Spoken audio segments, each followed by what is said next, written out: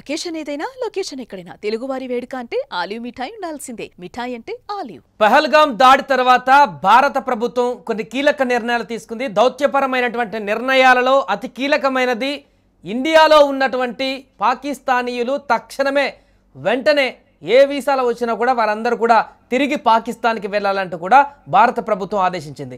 దీనిలో భాగంగా కొంత ఆపరేషన్స్ కూడా అన్ని రాష్ట్రాలకు సంబంధించినటువంటి అధికారులకు కేంద్ర ప్రభుత్వం ఇచ్చినటువంటి డైరెక్షన్స్ నేపథ్యంలో ఎంతమంది ఉన్నారు వివిధ రాష్ట్రాలలో వివిధ ప్రాంతాలలో, అదేవిధంగా ముఖ్యంగా హైదరాబాద్లో కూడా చాలా వరకు ఇక్కడ ఉన్నటువంటి వీసాకు సంబంధించినటువంటి పాస్పోర్ట్ ఆఫీస్కి సంబంధించినటువంటి వారు, అదేవిధంగా హైదరాబాద్ పోలీస్ కమిషనరేట్కి సంబంధించిన వీళ్ళందరూ కూడా ఎంతమంది వీసాదారులు ఇక్కడ ఉన్నారు దీనికి సంబంధించి అంతా కూడా సెర్చ్ చేశారు. సో దేశవ్యాప్తంగా ఇప్పటి వరకు ఇండియా విడిచి వెళ్ళినటువంటి పాకిస్తానీలు తక్కువగా ఉన్నారు. మొత్తం వచ్చినటువంటి వారందరూ కూడా ఇంకా పూర్తిగా ఇండియా వదిలి పాకిస్తాన్కి వెళ్ళినటువంటి దాఖలాలు కనిపించలేదు. దీంతో ప్రభుత్వం మరొక అవకాశం కల్పించింది. ఇంకా ఈ యొక్క 30 వరకు ఉన్నటువంటి గడువు డేట్ని ఎక్స్టెండ్ చేసింది ఇంకొద్ది రోజుల వరకు. అసలు ఎందుకు పాకిస్తానీలు భారత్ను వదిలి ఇంకా వెళ్ళట్లేదు? లాంగ్ టర్మ్ వీసా కానీ షార్ట్ టర్మ్ వీసా ఉన్నటువంటి వారు కానీ ఇప్పటి వరకు 700 పైచీలకు మాత్రమే వెళ్ళినట్టుగా, ఇంకా చాలామంది ఇంకా ఇక్కడనే ఉన్నట్టుగా, ముఖ్యంగా కాకినాడలో కూడా 2 లాంగ్ టర్మ్ వీసాతోని పాకిస్తాన్ ఉన్నట్టుగా సమాచారం ఉంది. హైదరాబాద్లో కూడా మరికొంతమంది ఉన్నట్టు తెలుస్తుంది. దీనికి సంబంధించి పూర్తి వివరాలు తెలుసుకుందాం. పాతబస్తీ నుంచి, చార్మినార్ నుంచి మా ప్రతినిధి ప్రేమ్ లైవ్లో మరిన్ని వివరాలు అందిస్తారు. ప్రేమ్, దేశవ్యాప్తంగా 700 పైచీలకు మంది మాత్రమే పాకిస్తానీలు ఇప్పటి వరకు తిరిగి స్వదేశానికి వెళ్ళినట్టుగా గణాంకాలు చెప్తున్నా. ఇంకా చాలామంది ఉన్నారు. ముఖ్యంగా హైదరాబాద్లో కూడా ఇంకొంతమంది పాకిస్తానీలు ఉన్నారు, తిరిగి వాళ్ళు వెళ్ళలేదు. సో దీనికి సంబంధించి ప్రభుత్వం కొంత గడువు కూడా, వెసులుబాటు కూడా మరింత పెంచినట్టుగా తెలుస్తుంది. ఏంటి దీనికి సంబంధించిన అప్డేట్స్ ఏంటి? ఎందుకు మిగతా వాళ్ళు వెళ్ళట్లేదు? ఇంకెంతమంది ఉన్నారు? సాయి, ఇప్పుడు ప్రస్తుతం పహల్గామా దాడి సంబంధించి దాడి జరిగిన నాటి నుంచి కేంద్ర ప్రభుత్వం రోజుకొక నిర్ణయం తీసుకుంటూ పాక్ ను ఉక్కిరిబిక్కిరి చేస్తుంది. ఇందులో భాగంగానే ఏదైతే దౌత్యపరమైన సంబంధాలను కూడా అంతర్జాతీయ స్థాయిలో పాక్ ను ఏకాకిని చేసే విధంగా భారత్ ప్రభుత్వం చాలా విశేషంగా కృషి చేస్తుందని చెప్పొచ్చు. ముఖ్యంగా ఇక్కడున్న ఎవరైతే ఈ ఇష్యూ జరిగిన దగ్గర నుంచి ప్రభుత్వం తీసుకునే కఠిన నిర్ణయాల్లో భాగంగా ఎవరైతే పాక్ మూలాలు ఉన్న వ్యక్తులు కావచ్చు, పాక్ కు సంబంధించిన పౌరసత్వం ఉన్న వ్యక్తులు ఎవరైనా ఇండియాలో కనుక ఉంటే వారు ఏ విధంగా వచ్చినా కానీ, అంటే టెంపరరీ వీసాల మీద వచ్చినా, హెల్త్ పరమైన సమస్యల కోసం చికిత్స నిమిత్తం ఇక్కడికి వచ్చినా, విడిది కోసం వచ్చినా, కారణం ఏదైనా కావచ్చు, వారందరూ దేశం విడిచి వెళ్లాలంటూ ఒక హుకుం జారీ చేసిన పరిస్థితి. వారందరికీ నిన్న ఏప్రిల్ 30 తోటే గడువు ముగిసింది. అయితే వారందరికీ కూడా ప్రభుత్వం మరొక అవకాశం ఇచ్చింది. దాదాపు అంటే మనం దేశవ్యాప్తంగా కనుక చూసుకుంటే అఫీషియల్ గా, నాన్ అఫీషియల్ గా లక్షల మంది ఇక్కడ ఉన్నట్లు అనేక ఆరోపణలు ఉన్నాయి. మనం మొన్న చూసాం ఏదైతే గుజరాత్ ప్రభుత్వం చేపట్టిన ఏదైతే సెర్చ్ అయితే ఉందో అందులో దాదాపు 1000 మంది బంగ్లాదేశీయులు ఉన్నారు. అందులో పాకిస్తాన్ కి సంబంధించిన వ్యక్తులు కూడా ఉన్నట్లుగా మనకు తెలుస్తుంది. వారికి సంబంధించిన అక్రమ నిర్మాణాలను కూడా ప్రభుత్వం కూల్చివేయటం మనం చూస్తున్నాం. ప్రస్తుతం ఇప్పుడు దాదాపు మొత్తం 1814 మంది దేశవ్యాప్తంగా వివిధ వీసాల రూపంలో ఇండియాకు వచ్చిన వారందరి లెక్కలు, అంటే అధికారిక గణాంకాల ప్రకారం 1814 మంది పాకిస్తానీలు ఇండియాలో ఉన్నట్లుగా ప్రభుత్వం అయితే గుర్తించింది. వారందరికీ ఒక డెడ్ లైన్ విధించిన పరిస్థితి. మొన్న 30th వరకే వాళ్లకు గడువు విధించింది. అదే విధంగా వారందరినీ అటారీ వాఘా యొక్క బార్డర్ నుంచి వారందరూ వెళ్లిపోవాల్సిందిగా ప్రభుత్వం ఆదేశాలు అయితే స్పష్టంగా జారీ చేసింది. వారందరికీ కూడా నోటీసులు కూడా జారీ చేసింది. ఈ నేపథ్యంలో దాదాపు ఇక్కడ నుంచి చాలా తక్కువ మంది మాత్రమే వెళ్ళినట్టు తెలుస్తుంది. మొత్తం భారతదేశంలో 1814 మంది ఉండగా దాదాపు 926 మంది మాత్రమే భారత్ ను విడిచిపోయినట్లుగా మనకు ప్రస్తుతం అయితే తెలుస్తుంది. మొదట మనం 700కు పైగా అనుకున్నాం, ప్రస్తుతం అయితే 926కు ఆ ఫిగర్ వచ్చింది.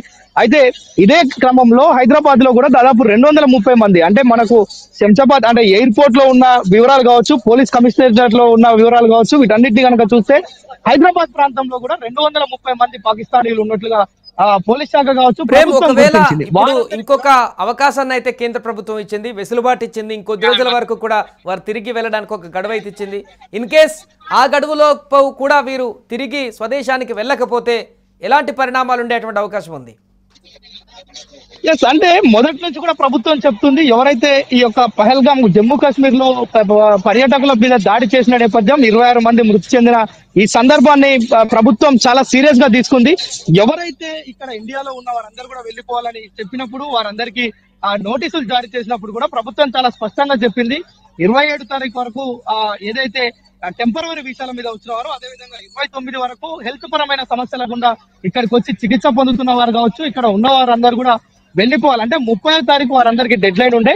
అప్పటి వరకు పోని వారిని ఎవరినైనా చట్టపరమైన చర్యలు తీసుకుంటాం, వారిపైన కేసులు నమోదు చేస్తామని తొలుత చెప్పినప్పటికీ ఇప్పుడు ప్రస్తుతం వారందరికీ కూడా మరొక అవకాశం ఇచ్చిందని చెప్పొచ్చు. అంటే ఇంకా పెద్ద సంఖ్యలో ఒకవేళ ఇప్పటికీ 880 మంది దేశవ్యాప్తంగా అఫీషియల్ గా పాకిస్తాన్ నుంచి ఇక్కడికి వచ్చిన పౌరసత్వం కలిగిన వారందరూ కూడా ఇక్కడే ఉన్నట్లుగా తెలుస్తుంది. వారందరూ కూడా పోతానికి మరొక ఛాన్స్ కూడా ఇస్తుంది. అయితే ఈ యొక్క ప్రభుత్వం ఇచ్చిన గడువుల లోపు ఎవరైతే పోరో వారిపైన కఠినమైన చర్యలు తీసుకుంటామని ప్రభుత్వం, కేంద్ర ప్రభుత్వం కావచ్చు, తెలంగాణ రాష్ట్రానికి సంబంధించి రేవంత్ రెడ్డి సర్కార్ కూడా చెప్తుంది. ఇక్కడున్న డీజీపీ జితేందర్ కూడా అనేక సార్లు చెప్పిన సందర్భాలు ఉన్నాయి. ఎవరైతే పాక్ కు సంబంధించిన వ్యక్తులు ఉన్నారో ఇక్కడ నుంచి ఇమ్మీడియట్ గా వెళ్ళిపోవాలా, ఎందుకంటే దేశంలో పరిస్థితులు మొత్తం గందరగోళంగా ఉన్నాయి ఏదైతే యొక్క పెహల్గాం దాడి తర్వాత. సో ఈ నేపథ్యంలోనే ప్రభుత్వం తీసుకునే యొక్క కీలకమైన నిర్ణయాలు పాక్ పౌరసత్వం ఉన్న ప్రజలకు కొంత ఇబ్బంది కలిగిస్తున్న అప్పటికీ కూడా ప్రభుత్వం మాత్రం చాలా సీరియస్ గా వ్యవహరిస్తుంది. వారందరూ ఎట్టి పరిస్థితుల్లో వెళ్ళాలి. అఠారీ బాగా నుంచి అంటే ఆ వే నుంచి వారందరూ వెళ్లేందుకు, అదేవిధంగా ఎయిర్పోర్ట్స్ నుంచి కూడా వెళ్లేందుకు కూడా ప్రభుత్వం అనుమతిస్తుంది. సో వారందరికీ ఇచ్చిన అవకాశాన్ని సద్వినియోగం చేసుకోవాలని కూడా చెప్తుంది. అయితే ఎవరైతే వెళ్లారో వారందరిపైన కఠినపరమైన చర్యలు అయితే తీసుకుంటాం అంటున్నారు. అయితే ఎలాంటి చర్యలు తీసుకుంటారు అనేది మనకు ఇంకా అఫీషియల్ గా అయితే తెలియాల్సి ఉంది. దానికి అధికారికంగా వివరాలు పోలీసులే చెప్పాల్సి ఉంది. అయితే ప్రస్తుతం మరొకసారి కూడా వారందరికీ నోటీసులు జారీ చేసి వారందరినీ ఇండియా వదిలి వెళ్లే విధంగా చర్యలు అయితే చేపడుతున్నారు. ఎందుకంటే ఓవైపు యుద్ధ మేఘాలు ఆవరిస్తున్నాయి భారత్ పాక్ సరిహద్దులలో. మనం చూస్తున్నాం ప్రతి నిత్యం ఒక అప్డేట్ అయితే వస్తుంది దానికి సంబంధించి. తాజాగా ఈ రోజు ఉదయం మరొక అప్డేట్ చూసాం మనం. అటు బంగ్లాదేశ్ బార్డర్, అదేవిధంగా మయన్మార్ నుంచి కూడా పాకిస్తాన్ కుయుక్తులు పన్నడానికి అవకాశం ఉంది. ఉగ్రవాదులను కానీ ఇతరత్ర వ్యక్తులను కానీ ఇండియాకి పైకి ఉసిగొలిపేటువంటి అవకాశం ఉంది. మరిన్ని దాడులకు జరిగేటువంటి అవకాశం ఉన్నట్టుగా నిఘా వర్గాలు సైన్యానికి హెచ్చరించినట్టుగా చెప్తుంది. ఈ నేపథ్యంలో అటువైపు కూడా భారీగా సెక్యూరిటీ ఫోర్స్ కూడా అటు రక్షణగా నిలబడేటువంటి అవకాశం ఉన్నట్టు తెలుస్తుంది. సో ఈ నేపథ్యంలో ప్రధానమైనటువంటి పట్టణాల్లో కూడా ఈ యొక్క హై అలర్ట్ అనేది ఏమన్నా ఇంకా కొనసాగుతుందా? ఎస్, మనము దాదాపు దేశవ్యాప్తంగా మనం చూసినాం చాలా పాయింట్స్ రెడ్ అలర్ట్ ప్రకటించింది ప్రభుత్వం. అక్కడ ప్రత్యేకమైన బలగాలు, అదేవిధంగా ఇక్కడ ప్రత్యేకమైన చర్యలు తీసుకుంటుంది ప్రభుత్వం. ఎందుకంటే ఎక్కడ ఎప్పుడు ఏం జరుగుతుందో అర్థం కాని పరిస్థితి. ఎందుకంటే ముఖ్యంగా మనం హైదరాబాద్ విషయానికి వస్తే గతంలో మనకున్న అనుభవం తెలుసు.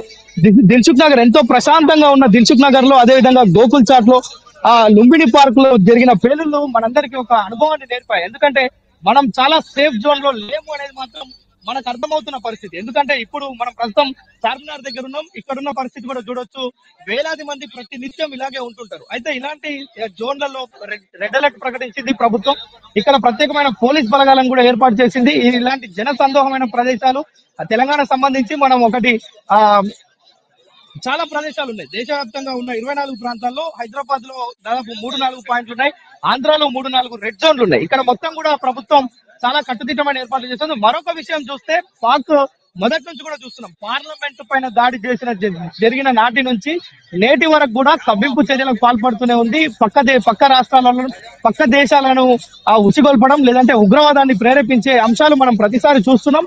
ఈసారి కూడా అలాంటి వార్తలు వస్తున్నాయి. చాలా అంటే పాకిస్తాన్ చాలా కుయుక్తిగా ఇలాంటి వ్యవహారాన్ని చేస్తుంది అనేది మనకు కేంద్రం కూడా దర్యాప్తు సంస్థలు వెల్లడిస్తున్నాయి. ఎప్పటికప్పుడు దానిపైన చర్యలు తీసుకునేందుకు కూడా కేంద్ర ప్రభుత్వం అయితే సంసిద్ధంగా ఉంది. ఎలాంటి పరిస్థితులైనా ఎదుర్కొనేందుకు భారత సర్కార్ సిద్ధంగా ఉందని అయితే చెప్పొచ్చు.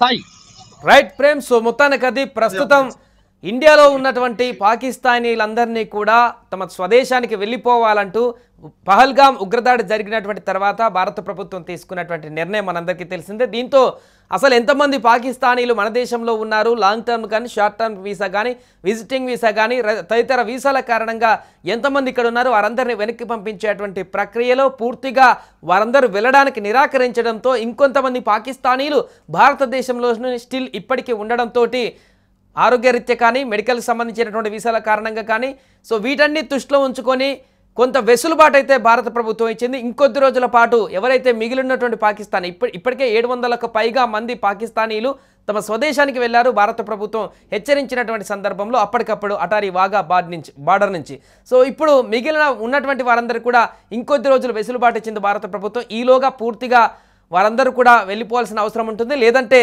ఖచ్చితంగా యాక్షన్ తీసుకునేటువంటి అవకాశం ఉంటుంది. దీని ప్రకారం 3 సంవత్సరాల జైలు శిక్ష కానీ 3 లక్షల రూపాయల వరకు కూడా పెనాల్టీ విధించేటువంటి అవకాశం ఉన్నట్టుగా ఒకటి తెలుస్తుంది.